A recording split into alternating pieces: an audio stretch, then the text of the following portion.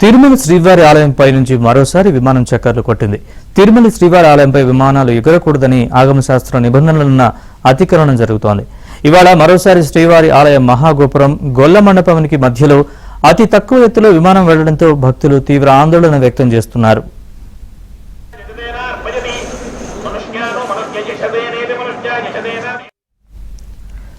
గత కొంతకాలంగా తిరుమల శ్రీవారి ఆలయంపై విమానాలు వెళ్లడం పరిపాటిగా మారింది. తిరుమల కొండ గగన తలంలో తరచూ విమానాలు వెళుతూ ఉండడం వివాదాస్పదమవుతోంది.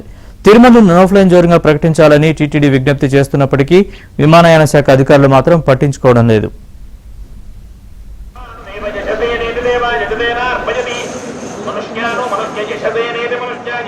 గొల్ల మండపానికి మధ్యలో అతి తక్కువ ఎత్తులో విమానం వెళ్లడంతో భక్తులు తీవ్ర ఆందోళన వ్యక్తం చేస్తున్నారు.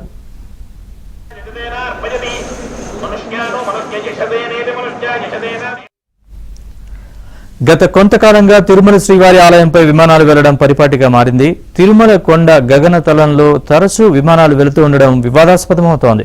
తిరుమలను నో ఫ్లైన్ జోన్గా ప్రకటించాలని టీటీడీ విజ్ఞప్తి చేస్తున్నప్పటికీ విమానయాన శాఖ అధికారులు మాత్రం పట్టించుకోవడం లేదు.